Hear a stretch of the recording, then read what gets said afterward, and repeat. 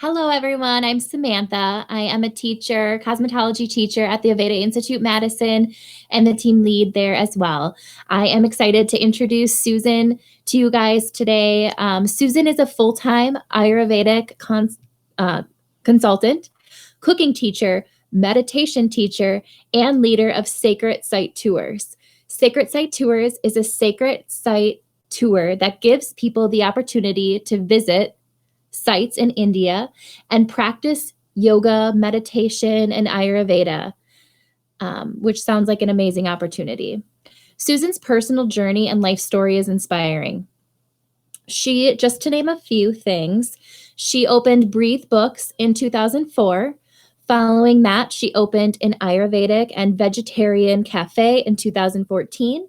Susan has studied with the best teachers and Ayurvedic teachers around the world and in the United States. And lastly, she published her first book, Ayurveda for Beginners, and it was an Amazon bestseller. So I am very excited to announce her to our Beauty Cares Live today.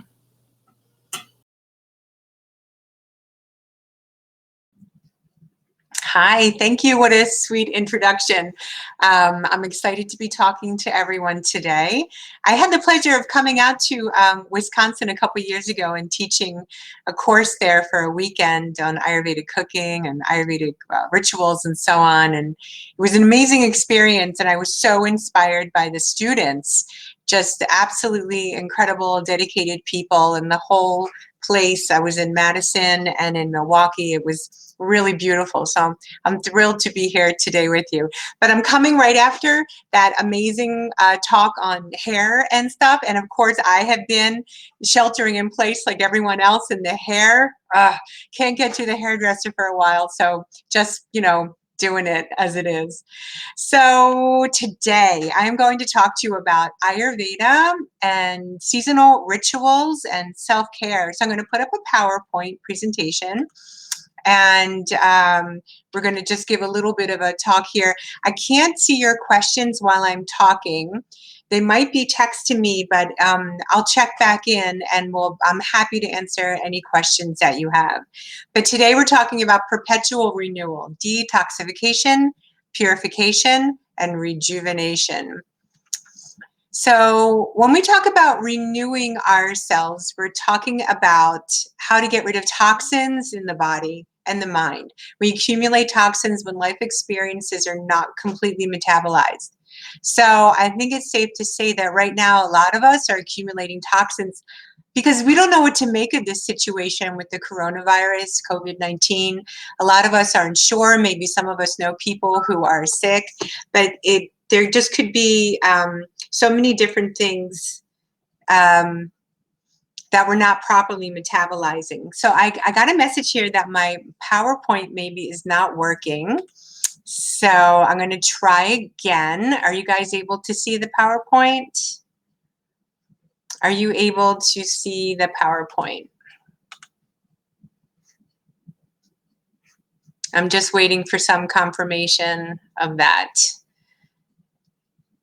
And if we can't see the PowerPoint, maybe I can, I'm so sorry everybody, maybe I can just resend the PowerPoint and see if that's something that can be reloaded. Sorry.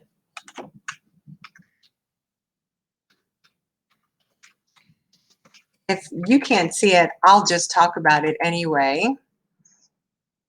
Let's see. Sorry, everybody. I'm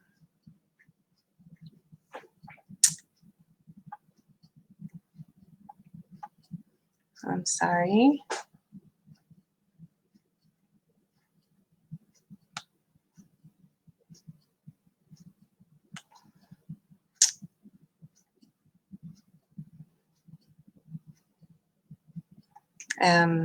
Sorry, folks. Looks like we're having technical difficulties here.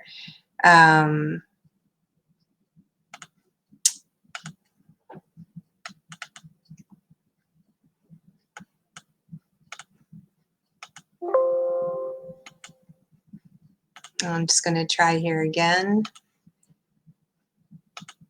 I'm not getting any text messages from anybody, so I'm not sure what's happening.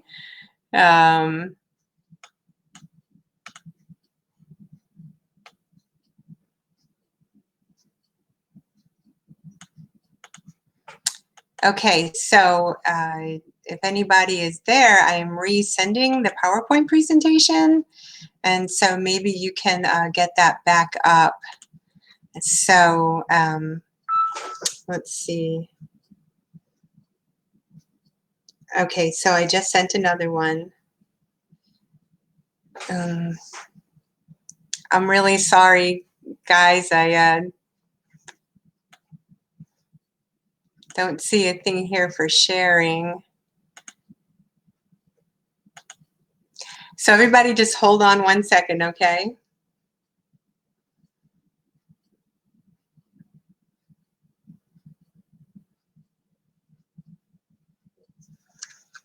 Try to figure this out.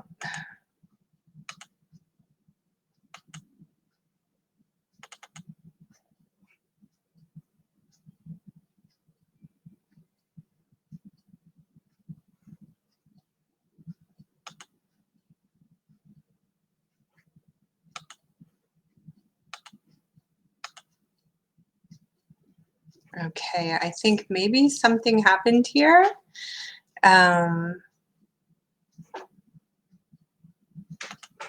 going to go back to the PowerPoint.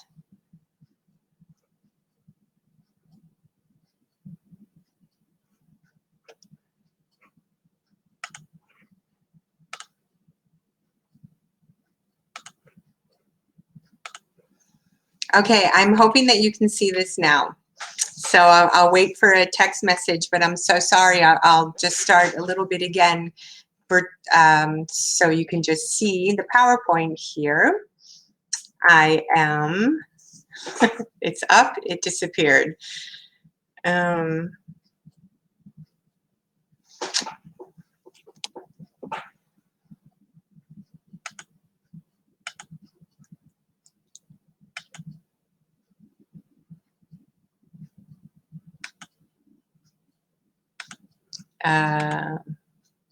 Is it up?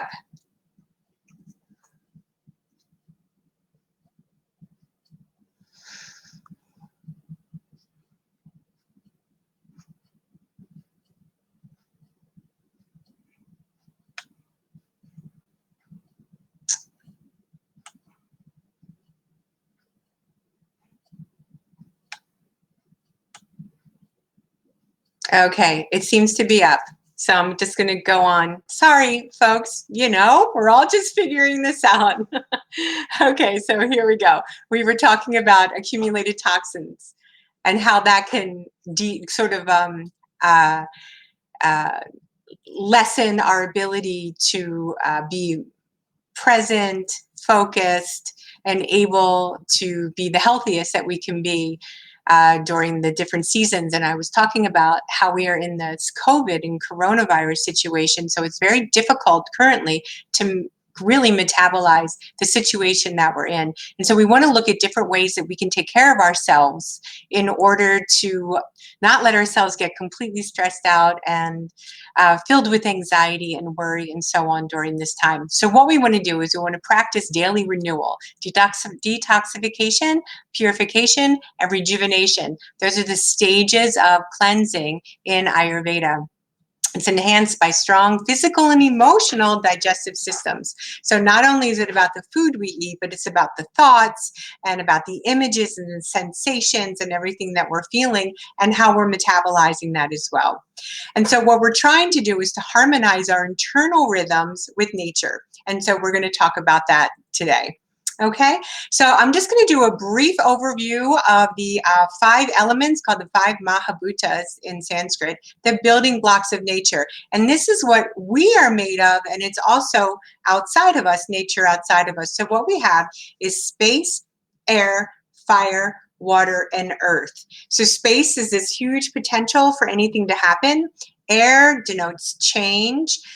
Fire is transformation and digestion as well. Water is cohesiveness. It holds everything together. And earth, Prithvi, is form, protection. It's a foundation that we all stand on.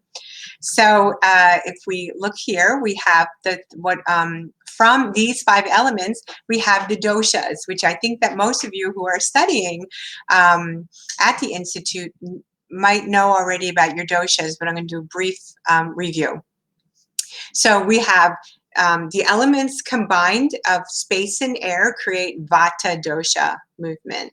And then we have fire and water, which creates pitta, transformation, and earth and water creates kapha. And so what is this? So vata, the primary function of vata, air and space, is movement and transportation. And the qualities of vata you see listed here, it's cold, it's dry, rough, quick, changeable, and these are actually the qualities of winter. And so when we look at the characteristics, I like to think of like Callisto Flockhart or Uma Thurman is the type of person that looks like a vata person. Thin, light frame, they usually have dry skin and hair, they move and they talk quickly, they use their hands a lot when they talk.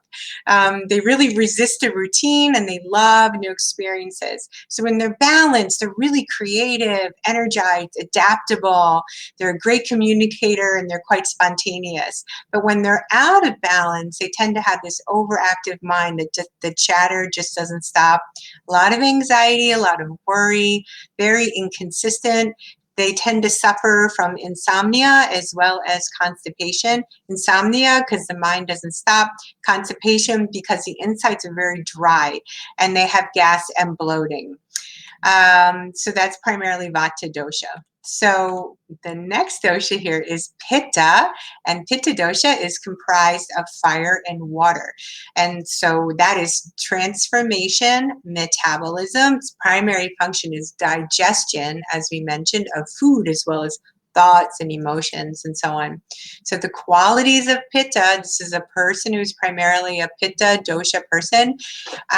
They can be seen as hot, light, intense, penetrating, sharp, and acidic, and a little bit moist because otherwise you would have too much fire. So when a pitta is balanced, or the characteristics of pitta, medium build, usually pretty strong build, strong digestion, they can metabolize anything. They run a little bit warm, they sleep really soundly, but usually for short periods of time, and they love to tell you, oh, I only slept 5 hours tonight, but I feel great. That's a kind of a pitta statement. They're very smart, direct and precise. They look right at you when they're talking, and they stay very close to a routine. They love routine. They're very courageous people as well. Like if you're in a burning building, look for the pitta and follow them out of the building. The vata is going to be a little bit distracted and not know where to go. And the kapha person might just be like hiding under their desk, eating their last box of cookies. So follow the pitta. When pitta is balanced, they're really bright, warm and friendly, really great at making decisions, a good leader, and again, they have very strong digestion. But when pitta is out of balance, they can be very angry, judgmental, critical, aggressive. They can suffer from skin rashes, a lot of inflammation internally and even externally, and they can suffer from indigestion as well. When we're finished talking about the doshas and the renewal, I would love to talk to you about what you see in the doshas and how you see yourself and your response to the coronavirus, because I'm finding in clients that I'm talking to on the phone or Zoom at a safe distance, they really deal with it in a very doshic way. So I want you to be thinking about that as we're talking. So kapha dosha. Kapha is made of earth and water. And so the qualities of kapha are the qualities of springtime, what we're in right now. Heavy, cold, stable, smooth, slow, steady, just filled with stamina is kapha. So when Kapha is typically a little bit heavier than the other doshas because they're that foundation that holds everything together. They tend to have very smooth skin and thick hair. They sleep very soundly. Sometimes they're like 10 hours at a time. They're slow moving, but they have great stamina. They're sort of slow and steady wins the race kind of people. Very easygoing, caretaker, nice, and they're methodical. They're very thoughtful in nature, and they really love a routine. They love to know where to go and what to do. So like if the clock says 8 o'clock in the morning, it's breakfast. When it's 1 o'clock, it's lunch. 6 o'clock, it's dinner, even if they're not hungry, but that's an issue with Kapha. So when they're balanced, Kapha is very steady, consistent, supportive, very calm and content. And when they're out of balance, they can become, though, that too much earth and water will create like mud. So they become dull, inert, needy, attached, congested, a lot of mucus, congestion, phlegm in the lungs, overweight, complacent, and even overly protective. They like to hold everybody in place. And so what we're going to talk about is these doshas in connection to the rhythms of nature. And so what we want to do is we want to align ourselves with nature so that we feel more balanced and more in control. So while we're living in this situation right now that's not in our control, we can follow some daily guidance and daily rituals that will help us stay more focused, more present, and give us kind of like this basis, this foundation to work from. Because I don't know about you, but I wake up some mornings during this time, and we've been sort of, self-isolating here for about a month now. We wake up and it's like, what is the news today? What do I have to deal with today? But I find that if I just bring myself back into my rituals of Ayurveda, I can avoid the mind going all vata on me and going all over the place. And so let's look at the rhythm so we can understand how to put ourselves into them. So we have the circadian rhythm, which is 24-hour cycle, as we know about. Then we have the seasonal rhythm, 12 months, and as the earth moves around the sun. And right now we're in the Kapha season, spring season. We have the lunar rhythm, and I hope you were able to see the moon last night because it was spectacular. So then we have the monthly cycle of the lunar rhythm, and women in particular, for the women on the call, we know that our bodies are really connected to the lunar rhythm. So we want to pay attention to that. And then we have the tidal rhythm, gravitational influence of the moon on water. So a lot having to do with the moon. So let's look at the times of day and see how the doshas and the circadian rhythms are tied together. So here we have the clock split up. We'll talk about AM and PM. So let's look at the top here where it says Pitta, 10 to 2. So let's look at first 10 p.m. to 2 a.m. because that is actually the most crucial time of day, in my opinion. This is when we should be going to sleep, and this is when our body can metabolize everything that we took in during the day. All of the news, all of the images, our thoughts, our emotions, as well as all the food that we ate. And so everything is metabolized starting at 10 p.m. going to 2 a.m. So if we stay up late, and it's really critical during this time, if we're staying up too late and going to bed at 12 or 1 o'clock, we're missing that crucial period of time when we must be digesting everything that has come in during the day. And so for that reason, we want to make sure to have a light dinner, which we'll talk about, because that makes the digestive process during the night much easier. So what happens during 10 p.m. and 2 a.m. is that the body breaks down all the emotions, the mind and the body stuff, and it takes everything that needs to be assimilated for nutrients, and it puts them into the tissues, the bone, the blood, the marrow, and so everything is assimilated, and then this cleansing process happens where things that we don't need are getting ready for elimination in the morning. So we have this assimilation and elimination getting ready, and if we don't go to bed at a good time, or if we've had too much to drink or too much to eat, or even if you watch like a really scary movie or you watch the news, you're going to put stuff into your mind and body that's going to make it very difficult to process out, and you're not going to be refreshed in the morning. So really keep that in mind for every dosha. And then we have 2 a.m. to 6 a.m. And 2 a.m. to 6 a.m. is Vata time in the morning. And this is the time when the wind, remember Vata is wind and transformation, so the wind starts blowing. Often if we stay up after 2 a.m., we actually say we got a second wind, which I'm sure comes from being in Vata time. And so it's really hard to fall back to sleep if you're staying up late.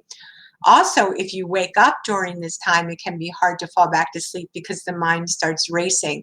And we'll talk about getting better sleep and how to work with that a little bit later on. And so during Vata time in the morning, though, we have really, really vivid dreams if we remember our dreams. And you might want to jot them down when you get up. And that's the body's way. One of the reasons why we dream is the body's way of getting things out of the head, sort of like this detox. So like as you have elimination through bowel movements and urination in the morning, that's our detox physically. Then we have a detox mentally with our dreams as well. Waking up around 6 a.m., and this is a great time of year to do that because the sun is rising on the east coast of the U.S. anyway, around 6:30 in the morning. When we get up at 6:30 in the morning, we have those winds of Vata supporting us to bring us, more energy and rejuvenation in the morning. So it's a beautiful time to meditate, to do some stretching, do some light yoga, because we're supported in that with this greater awareness from the winds of Vata. So let's move on to 6 a.m. to 10 a.m. and this is Kapha time of day. You might notice that sometimes you wake up at 6 a.m., 6:30, and you feel wide awake, but you're like, I don't have anywhere to go, which these days, a lot of us, who don't have to work or aren't working, we don't have anywhere to go. So we turn over and we go back to sleep. And then we wake up at 8 o'clock, 9 o'clock, 10 o'clock, and you're really in the throes of Kapha time there. And you might notice you wake up really lethargic because Kapha is kind of lethargic and slow. And so you're not really doing yourself a big favor, but believe me, I am guilty of this during this period of time too, because we have nowhere to go. The dogs are even sleeping in. And so it is sort of like laying around, but it's not really serving us a lot. So you might want to think about that, of like getting yourself up closer to Vata time. But once you are up in Kapha time, it is a great time to do the daily renewal and ritual things that we're going to talk about, because we can perform them slowly and at our own pace and then get ready for the day. Now, these are the same times in the daytime. So 10 a.m. to 2 p.m. is Kapha time, Pitta time. I have a question. I'll get to that in a minute, Stephanie. 10 a.m. to 2 p.m. is Pitta time during the day, and that's when the sun is the highest in the sky, and that's when we want to have our largest meal of the day because we have that extra help from Pitta energy to digest it. 2 p.m. to 6 p.m., if we've had a really good meal at lunch, we're ready to do some great work, creative work, have a lot of energy, allow the winds of Vata to support us in that, and not crash because we've had a bad lunch, or we have that want to have coffee and a cookie at 3 o'clock. So have that big lunch, and then from 2 to 6, you really should have a lot of energy. And then from 6 p.m. to 10 p.m., start with having a light dinner, an easy dinner, something very easy to digest so that you can start to wind down. Now, before I move on, Stephanie has a question. Can you change your doshas? That's a really great question. It's a huge question. So your doshas, there is something called your Prakruti, which is your natural-born Ayurvedic dosha. And then there's something called your Vikruti, which is your current state of balance now. And so we do change. So we are born one way, and then usually something goes out of balance, and then we're another way. But we do have this primary dosha to work with. But also we have doshic cycles that are different as we age. We start off being quite Kaphic, if you can imagine, sort of a roly-poly baby slowly moving along. And then we hit adolescence, and we go through our Pitta phase, all the way through our work years, reproductive phases, and so on. Maybe even to your early 60s or so can be your Pitta stage of life. Or for women, I think it's really when you hit menopause, you go more into your Vata stage of life, when you start to be more creative, and you just basically you don't give a shit what anybody thinks of you anymore, and you can do whatever you want. And that's when we can take those winds of Vata, that change and transformation. So we do change that way, but we do have a primary dosha. And so I can send you all a dosha quiz, or you can look at my book, Ayurveda Beginner's Guide. Has a great quiz in it, and you can see what your primary dosha is. But we change with circumstances, with situations, with age, with the seasons. But we always want to just sort of nudge ourselves back to our natural born, our Prakruti, our natural born Ayurvedic dosha. So that's a great question. I think there might be another one coming up here. No. Okay, great. So Stephanie, I hope that answered your question. And so here, as I mentioned, the cycles of the doshas, 2 to 6, you can see fresh, awakening, and so on. This just goes through exactly what I just told you, okay?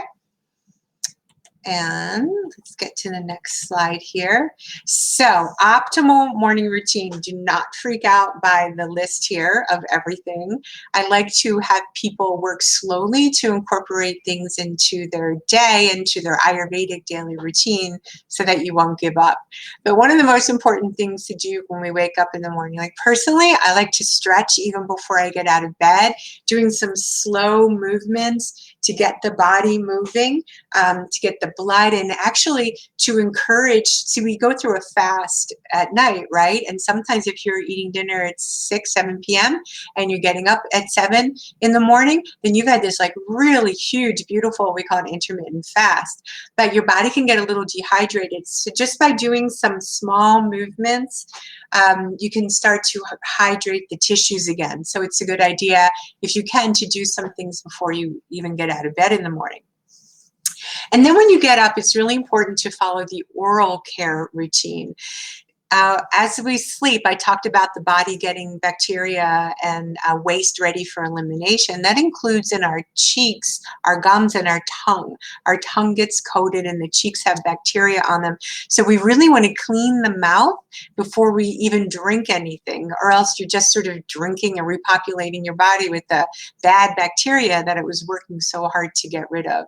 And so the first thing in the morning, I like to do a tongue scrape. Sorry, I don't have a tongue scraper with me, but you scrape your tongue and you get this gunk off and you're shocked at what's there. But also there's different things you can notice on the tongue, which we can get into if you have any questions. And then you want to brush your teeth with a really good Ayurvedic toothpaste, neem powder, products from like the Himalaya company or Oramir. It's products that don't have any chemicals, colors, dyes, preservatives in them. You want to avoid that as much as possible. You could even keep a box of baking soda in your bathroom and just stick a wet toothbrush in there and brush with that. But somehow you want to clean your teeth naturally. And then it's if you have time, there's more things you can do for your oral routine, including gargling with sesame seed oil, organic sesame seed oil, not toasted, regular. That's also, or coconut oil, that's also antimicrobial and antibacterial. And so you can gargle and then spit that into the trash can. You don't, make sure that doesn't go down your sink. Or you can also do oil pulling. It's P-U-L-L-I-N-G, where you take a tablespoon of oil and you hold that in your mouth for about 15 minutes. My husband loves when I do this because I'm not asking him to do stuff in the morning because I have oil in my mouth. But so you hold that in your mouth and you do a light swish, kind of like this. Just sort of pulling it through your teeth, and it slowly helps to get rid of the bacteria in your mouth. And then again, you can spit that in the trash can. And actually, I don't do, after I first I brush and then I oil pull, and then I just leave that thin sheen of oil on my mouth, because hopefully it will protect me from other toxins during, at least until I eat or drink. And then we can also do neti or nasya. Now, neti is using a neti pot, and I advise that in the spring season, but if you live in a very dry area, I don't advise it. Nasya is applying oil to your nose, and there's specific oils called nasya oil. You can either put little drops in, or I put it on my pinky and I sort of swirl it around and sniff it up my nose. And actually this time during COVID-19, I'm also adding a little bit of zinc to my nasya oil. You can do that. You can buy zinc in a lot of different places, or get Zicam swabs. I am not saying that this is going to prevent coronavirus, but it's a thing that I do to boost immunity. And so I add zinc to it, and I swirl zinc and oil around the inside of my nose and sort of do a light sniff to get that all over my sinuses and the sinus passages. And then it's time, once we've cleaned out everything, is to drink some warm water. Ayurveda recommends nothing cold because it puts out your digestive fires. And drinking warm, holding a warm mug, I think it's something that, these rituals, they bring us a lot of comfort, and that's something that we really need right now. And so having some warm water with lemon or lime, or, you can go ahead and have a cup of tea. If you drink coffee or anything caffeinated, first start with warm water so that you can hydrate your tissues without adding caffeine to it. And of course, we go to the bathroom. You want to give yourself time to really have a good bowel movement, because that's getting toxins out of the body. People who are primarily Vata doshas are often constipated. And so we'll talk about different things you can do, but you want to make sure you give yourself time. And for those of you who currently are not working, you do have time to really sit and breathe deeply and allow yourself to have a good bowel movement, because that contributes to cleansing the body. We really want to make sure to do that. And then we want to perform some yoga, do some light exercises at this time, and then sit down to meditate. This is, by the way, this optimal morning routine. If you need to switch things around to make it better for you, do it. For instance, meditation. So lately, my husband and I have just been sitting up in bed in the morning and just meditating before anything. Just putting on we use Insight Timer app on the phone, and it just chimes a little bell. We meditate for 20, 30 minutes. It chimes the bell and lets us know, and then we get on with our day. That is such a great way to start the day, rather than reaching for our phones to read the news or see what's happening. All the information is going to be there. You have a short period of time in your day before you become totally distracted by everything that's going on to, center yourself. And so we've just been sitting up in bed, propping pillows up and meditating. You don't have to make a big deal about it. You don't have to have special clothes or meditation cushions, or, sit facing a certain direction. Although ideally facing east is the best in the morning, and facing north in the evening is the best for different energy patterns. But just do it. Just do it. And there are great apps: Calm, Insight Timer, Headspace. If you have my book, I go through some meditations in my book, or feel free to email me and I can send you some more information about that. And then it's time, as we get more into Kapha time, between 6 and 10 a.m., it's a great time to do your exercise. And we're going to go into exercise for each dosha. I'm going to get to that. And then if you're going to take a shower, we do something called Abhyanga, where we apply oil to the body. And I know that Aveda has amazing oils that you can use, or just sesame seed oil or almond oil, or coconut oil.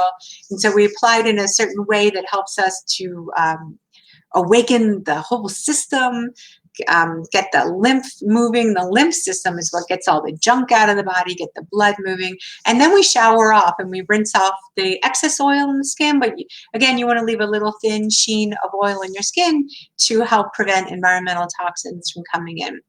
And then we eat breakfast. And again, don't turn on the news. Just eat your breakfast in peace and calm. If you're hungry. If you're not hungry, and you're really not hungry, Kapha dosha usually is not hungry in the morning, just wait. You can eat a little bit later. But Vata and Pitta usually should eat in the morning. And then we go to work or whatever activity it is that we happen to be doing during this time. And I will say it's really good to create a routine for yourself. The first like 3 weeks of this sheltering thing here in Maryland, 2 or 3 weeks, it was so hard for me to get a routine. And and then I had to learn how to forgive myself for that, because it's so distracting. It's so unprecedented, everything that we're going through. So we really must be forgiving with ourselves. But then when you're ready to create some sort of routine, do it. So for instance, I'm writing a new book called Seasonal Self-Care Rituals, and I have to get my book written. It's for Simon & Schuster. It's serious. So I'm giving myself, the times of day that I'm really ready and present, which tends to be around 2 o'clock, because we have 3 dogs, taking care of all the stuff. I'm letting myself do all that without forcing myself to sit down and be present. So around 2 o'clock, 3 o'clock is when I get in my good 3-4 hours of writing at the computer. So we all have to create some new routine. So find naturally what it is for you organically. Don't try to force yourself into it. All right, let's go on here. So this is our optimal evening routine. As I talked about, eating a light dinner. Excuse me. You want to sit quietly after eating to give yourselves a few minutes to digest your meal. Taking a walk in the evening. We've been taking these sunset walks, which has just been so helpful for grounding. Being outside in nature, being barefoot in nature if you can, is something that can really help you stay grounded, focused, and present during this time and any time. Then in the evening, we just do some light activity. Again, you don't want to do anything to disturb the mind too much. Minimize intense work. Don't look at your bank account. Don't think about stuff like that. And try to be in bed by 10:30. No screens. Turn your screens off. Turn your phones off. If you're going to read, try to read a book or a magazine. But reading the screens, even if you have I guess it's a blue light, I think it is, turned on, it still affects the brain, and it signals the brain that it's awake. So it's hard to shut down. So try to get rid of all the screens, TVs, and so on at bedtime. So let's look here. We were talking about the seasons. So Vata season is late autumn through winter. This is pretty much in North America. If you're watching somewhere else, it's going to be different for you. But the cold season is Vata season. Cold, dry season, Vata. Those are the qualities and attributes of Vata. Pitta season is hot, right? Pitta is hot and fiery. So that's usually like in the Northern Hemisphere, June through September. So we have those months that we really want to try to balance the heat in the system. And then we have Kapha season, which is late winter and early spring, and sometimes in some places early summer, which is where we are now. So let us look at, so just quickly, the Vata routine, because Vata is cold and dry. These are the things we want to do for Vata. Warm foods, pungent, bitter, and astringent tastes we want to avoid because they're drying. We want to have more nutritive, densely nutritive foods like sweet, salty, and sour. We want to make sure to stay warm, and so on. And then we have the Pitta routine, summertime. So we want to look to more cool, although I said we don't really do cold drinks and food in Ayurveda, cool foods like cucumbers, coconut, cilantro. These things are cooling to the system. Zucchini, things that have a lot of water in them, watermelon, different melons. We want to favor the taste in the food of sweet, bitter, and astringent, which helps to balance those qualities of the heat. And we want to avoid getting overheated, obviously. But so now we're in Kapha season. And so we're transitioning from winter to spring, which is a huge transition. This is actually the best time of the year to do a detox, to do a cleanse. And again, in my book, I do have a cleanse, but I'm happy to email you some information about that, how to do a spring cleanse, eating certain types of food. In Ayurveda, we reduce the heavy, sticky, slimy foods in the springtime because that's what's happening around us. So we want to do the obvious. So we're reducing basically dairy, wheat, and sugar, reducing foods that are sweet, sour, and salty in their taste, and having more bitter, pungent, and astringent, which are like those amazing greens that are out now, is you're able to get some fresh produce now, or even frozen produce is fine. Frozen organic produce, just try to fill your freezer up with that. But greens like kale, arugula, dandelion greens, mizuna, radicchio, mustard greens, those are all these pungent, astringent greens that help to wring out the excess accumulation that we put on during the winter. We naturally gain weight during the winter, some of us, because we're eating heavier foods to stay warmer. And in the springtime, we need to just sort of shed that. And so we want to concentrate on those flavors that help us to detox. We really want to get moving. We really want to exercise so we build up a sweat, because sweating helps you get rid of the excess toxins and accumulated toxins in your body. But we need to remember to dress appropriately for this season. And so like today in Baltimore, on this day in April, it's like in the mid-70s, but there's still a cool wind. So I find it very important to keep a scarf on, because I'm a big believer in the chakra system, and my throat chakra is here, and that is an area where we can easily get sick. And so we're doing everything we can right now to protect ourselves. So just having a scarf around you is very good protection during the season. And wear layers. So when it gets to be 70 degrees, you can take off a light layer, but if it cools down in the evening when you're outside, you can put something back on so that you can stay warm. Kapha season is a time of year when we tend to get sick. This is when the flu comes out, the different viruses, as we see seasonal allergies, things like that. So we really have to take extra care of ourselves during this season by following the guidelines of the season. So, this is such an important slide, enhancing your life force, because this is exactly what we're trying to do right now during this pandemic. We want to use the different ways that nature has given us to support our immune system. Again, I'm not saying anything I talk about is going to cure coronavirus, because I don't have a clue. But what I do have a clue about is keeping our immune system healthy all year long, so that when we might be threatened or compromised, we can get healthier faster. And so these things that we have here about enhancing your prana, your chi, your life force, are actually really important. Being present to notice the different elements outside of us. So looking at the sky gives us balance in the space element. Walking on the earth and being outside in vegetation gives us the air element. Allowing yourselves to feel the sun, so especially on your limbs, if you can get outside and allow the sun to enter, of course, it's boosting vitamin D, but that's the fire element. Being around water is so cleansing, so clarifying, so that is our water element. And walking barefoot on the earth helps us to ground and be part of the earth element.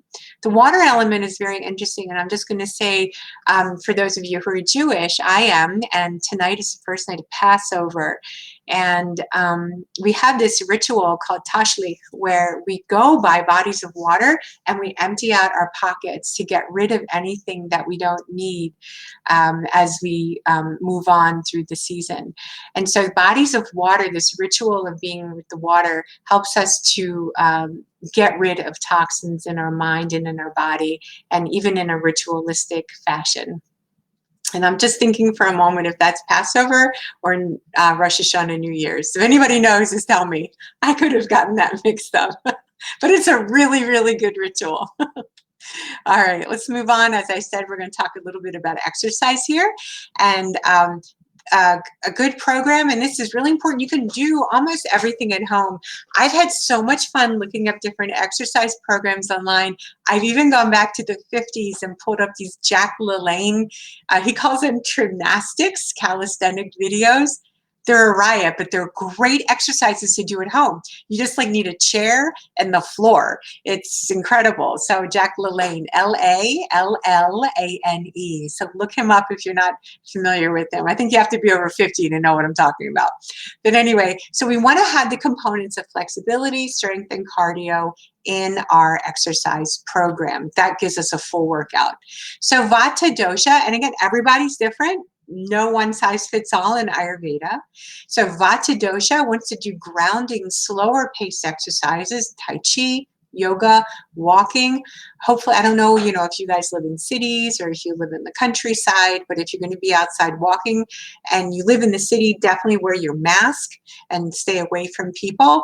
We're lucky enough to live on the countryside where we don't really see folks, so we're walking without masks and staying away from people if we see them, but try to get yourself outside. Short hikes and light bicycling are all really good for Vata dosha.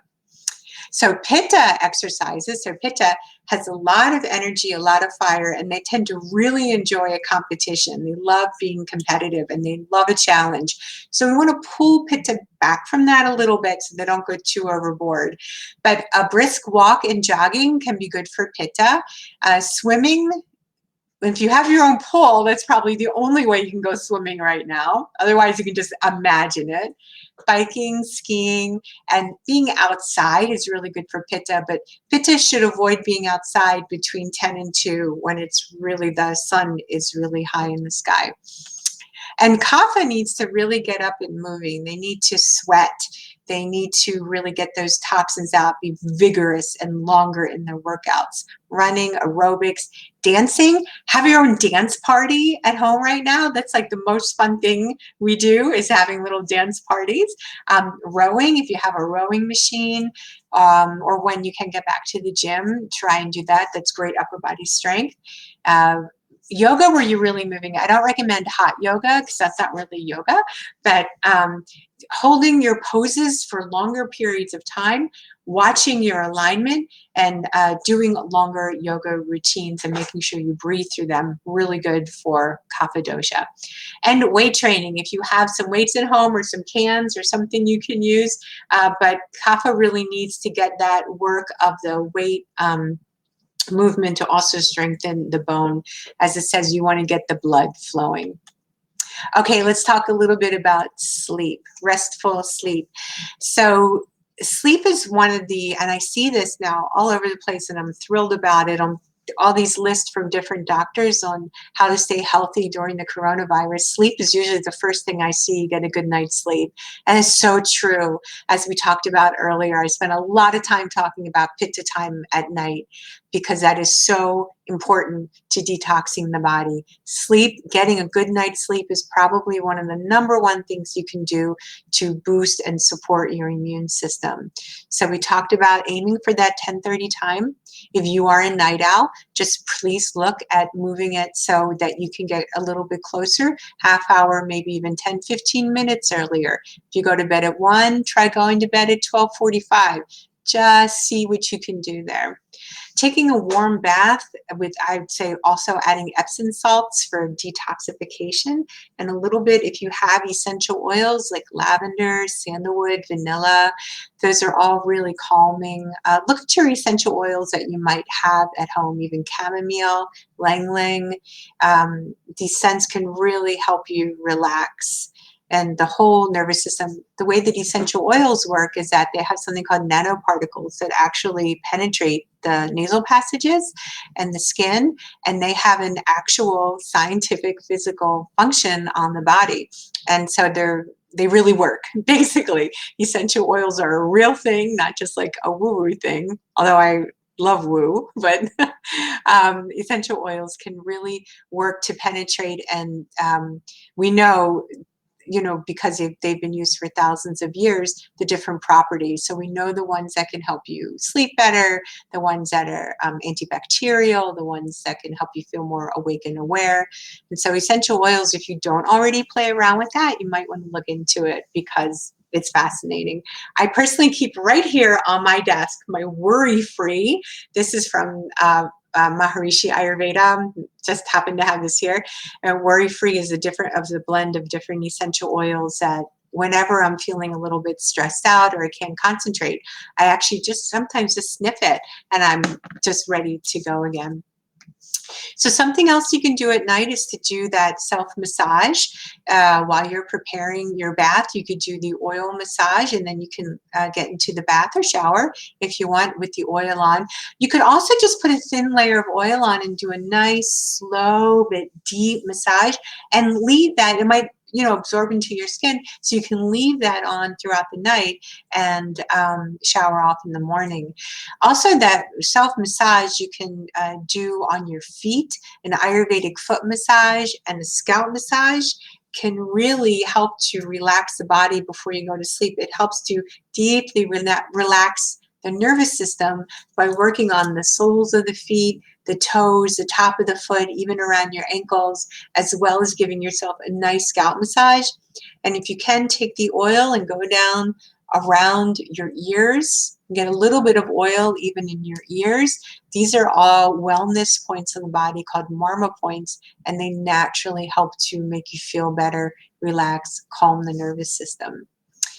And so personally, before bed, I like to have peppermint tea. Peppermint tea, I'm at the sort of at the end of menopause, so I still get some hot flashes, and peppermint tea is very cooling, and it also helps the digestive system. So personally, I find peppermint tea before bed, just a small, like 8-ounce mug, is perfect for me. You can figure out what's great for you. Maybe it's hot milk with a little bit of turmeric and ghee, which is golden milk, maybe with some cinnamon or nutmeg. Nutmeg helps you sleep. It actually has properties in it that are sleep-inducing. Or you can make yourself a cup of herbal tea of chamomile or lavender tea. I think it's the company Puka Tea has one called Relax. I love that blend. So see what works for you. But something warm in the system before you go to sleep will help to hydrate the tissues before bed so that your body can better perform that whole detoxification program while you're asleep. And journaling a little bit before you go to sleep. My husband and I actually started a COVID journal that we're both writing in. We tend to write in it in the morning, but you can also make this an evening ritual. Just sort of get a few things down that might be on your mind, because that can help you sleep better, so your sleep is less disturbed. And we talked about minimizing activities that really excite the mind and the body just before bed. Although I will say that sex is good. I think we might have another question. So sex before bed, sometime between the 6 p.m. and the 10 a.m. during Kapha time, is actually usually a really good thing to help relax the nervous system, especially if you're with a partner that you trust and you can rely on and you feel supported by. That is the ideal time for that. So that's a good thing to remember. And so we talked about here about reviewing sources of toxicity in our life and decide how we can change that situation by doing things to reduce or minimize stress and anxiety. We want to focus on having our biggest meal at lunch so that we can relieve our body of that heaviness just before bed. We want to eat a light dinner, and dinner should be at least 3 hours before bed. And try to go to sleep a little bit earlier and wake up a little bit earlier. So these are your basics for your self-renewal. If we have a moment here, I think I might try to find another, something else I was looking at about different things that you can do to detoxify during the season. And that's actually the end of my formal presentation. If you find yourself having some questions, why don't you go ahead and ask them now, and I will definitely take time here to answer them. And so while you might be typing in some questions, I just want to talk to you about some things about COVID. So with the spread of the coronavirus, this is a great time for you to find out what to do for your immunity. And Ayurveda has always taught that the host, which is our body, is the most important tool to defend any invasion of viruses, flus, bacteria. The concept of individual immunity depends upon your diet and lifestyle, especially now during the change of season from winter to spring. You should try to be very careful with your diet, lifestyle, and emotional health. And so we're transitioning from Vata to Kapha season, and the common quality here is cold. And so the best way to counterbalance the cold is with heat. So here are some Ayurvedic tips to help you add more heat during the season. So obviously we want to avoid cold foods, avoid heavy, oily foods. I think you all can see what I'm looking at right now. So as you can see, we want to avoid the foods that weaken our immune system and that produce excess mucus, because that, as we know, people who are suffering from COVID-19, excess mucus and phlegm that debilitate the lungs. So we really want to make sure to do anything we can to melt away the excess mucus that we have. And so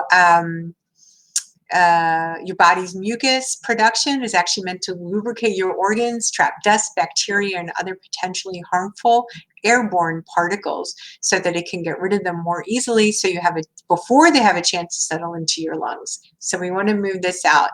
But too much mucus restricts your breathing. And so what kind of foods we want to avoid that create mucus?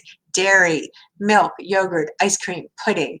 And then heavy red meats. We want to avoid heavy foods like that. Oily foods, fatty foods, nut butters, and fried food. Go more for seeds rather than nuts. Try to avoid sweets, that like processed sugar sweets. Fruits are great. Citrus fruits are amazing, but just avoid the processed sweets. Bread and pasta, too heavy. Packaged and processed foods, which might be all you have in the house right now, but try adding some vegetables to it, some of the bitter greens we talked about, and that can help make that food more digestible. As we see here, favor hot, pungent, and dry foods. Soups are the best thing. We stocked up on boxes of organic soup. I had some today. That you can add your bitter greens to it. You can add frozen vegetables to it. So that you can do that for every meal of the day, breakfast, lunch, and dinner if you have to. And then we want to make sure to use a lot of spices. So here's a great list of spices: turmeric, cinnamon, clove, black pepper, ginger, cumin, garlic, cayenne pepper. So these all kindle our digestive fires, and we want to make sure that we add those to our meals. Things also like garlic, ginger, and onions are really good this time of year as well. Just try to saute them a little bit in some oil or add into your soups and foods rather than eating them raw. Raw food can be a little bit hard to digest. So try to get citrus fruits into your diet. Oranges, tangerines, grapefruits. I love kiwi. It's filled with vitamin C. So look for these citrus fruits that have a lot of vitamin C. And personally, we're taking 1,000 to 2,000 units of vitamin C every day. That's just working for us, I believe, and I'm only doing it during the virus season. It's not something I do all the time. But eating these citrus fruits will also help you. And of course, the hot water with the lemon or lime is a great way to cleanse. It actually alkalines the body in the morning. We talked about staying active. That's a great way to boost your immunity. Steam inhalation, just fantastic. You can take a bowl and fill it with hot water. So what I like to do is add in 3 drops each of eucalyptus, lavender, and tea tree. Those are all antimicrobial, antibacterial. I put a towel over my head. It's very powerful, so be careful. You might have to stand back a little bit, but doing a steam inhalation is just a fantastic way to keep the lungs open and healthy. Practicing breathing is really important. We call this pranayama. So something called Bhastrika or Kapalabhati. These are very fast breaths that get all the toxins sort of moving out of the system. So I'll actually show you right now how to do Kapalabhati breathing. And so anytime you should think about breathing deeply. Anytime you think about it during the day, take a nice deep breath through your nose and expand your belly like a balloon. Try to take an inhale for 5 or 6 seconds and then exhale just a little bit longer. Feel your belly button go back towards your spine on the exhale. And then to do Kapalabhati, it looks like this.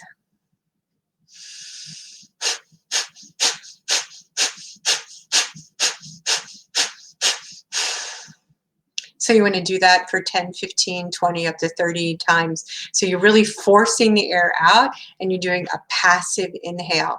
That's one of the best ways to get your, actually it's great for detoxing the organs, getting the blood circulating, which helps to get rid of toxins in the body.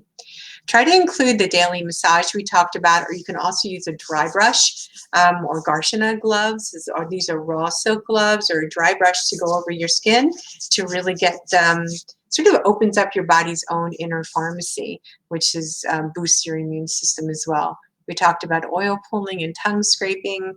Try to make home-cooked meals if possible. We talked about the importance of having a good bowel movement as well. And so these are just some other notes I had here that might be useful to you. So here I am, I'm back. And let's see if we have any questions. I'm happy to answer any questions for you. Stephanie would like a quiz, so I'm not sure if I can type in, but perhaps the host can type in my email. It's susan@breatheayurveda.com, and anybody can email me there. I'm happy to send you the slides or a dosha quiz as well. So let's see.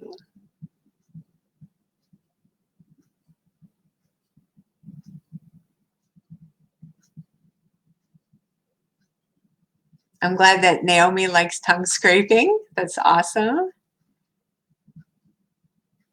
Oh, yeah, Jillian, I'm sorry. We did originally say we were going to do this on Ayurvedic cooking, but we changed for a couple of reasons. But I was not able to go to the Indian store to get the exact things we needed, and I'm out at home with a lot of things. So sorry, we decided to do a different talk. Sorry for disappointing you. Thank you, Desiree. Oh, she just purchased my book. It's really exciting. Where do I buy my essential oils? Yeah, so I look for organic oils. We do have a local natural market here, and so I buy a lot of my oils at that natural market. I just try to look for organic blends. I don't have, I actually am not, I'm not crazy about some of those multi-level marketing companies, although I think the oils are good. I think they're too expensive. And so I think that it's better to look for some single blends that you can make your own, or someplace local where you can buy them. The title of my book again is, let me actually grab one for you. Sorry. And I had to let my dog out, sorry. So this is my book, Ayurveda Beginner's Guide. It came out in February of last year, and it's great. It has a lot of charts and recipes and information in it.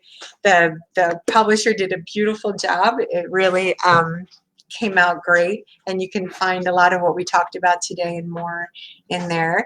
And my new book will be coming out in my new book is coming out in December, the end of December, and it's called Seasonal Self-Care Rituals Based on Ayurveda. And it will actually be talking about a lot of things we talked about today. Yeah, there's my email address, susan@breatheayurveda.com. Great. Does anybody else have any questions? Anything at all that you want to ask?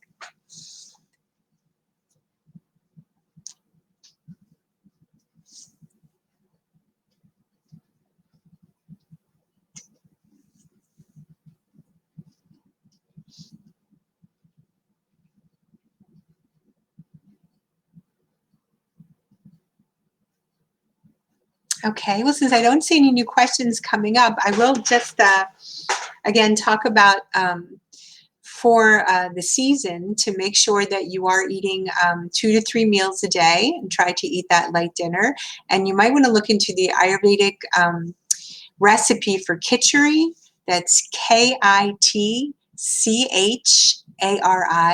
So khichdi is made with either whole mung beans or split yellow mung beans and basmati rice, spices, and some ghee. And it's a very easy to digest food, but it's filled with all the nutrients that we need. And that is a really great food to eat during this time of transition of seasons, and also during times of stress and anxiety that we're in. to make it more spring-like, adding things like cilantro, lime juice, parsley to it can help it be even more cleansing for the body. So doing a khichdi mono diet or khichdi fast this time of year is great. And if you're not able to go out and get them, there's a website, Banyan Botanicals, Banyan Botanicals. I can't spell all that out loud. BanyanBotanicals.com, and they have a khichdi kit, and they'll send you everything you need: the beans, the rice, the spices, the ghee, and they have everything you need to get that ready to make that for yourself during this season. So let's see if there's anything else.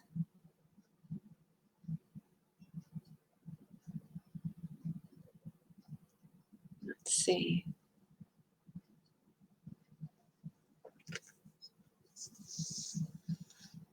Well, I hope wherever you are that you're having a nice day. We're having a really beautiful day here in Baltimore. But just always be thinking about keeping your immune system strong during the season, and taking time for yourself, and being very forgiving and easygoing with yourself also during this time, because it's just completely unprecedented. And we just want to be present, be focused, be aware, practice your meditation, keep yourself healthy, keep the people around you healthy, because that's just the number one thing that you can do right now. So I think I'll punt it back to the host if there are no more questions. I'm just so honored I could be here today, and I do want to say namaste. This might be the new way of greeting each other. You know, everyone in India does this, and probably some other countries too. No handshake, just the namaste hands, an Anjali mudra at the heart. And namaste means the divine in me recognizes the divine in you. So we keep our divinity healthy and whole by taking care of ourselves, and then we see that in everyone else around us. So I want to say namaste to everybody. I hope maybe sometime to see you all in person. I'm always here for you via email, and be happy to chat with you if needed. And I just thank you so much for having me.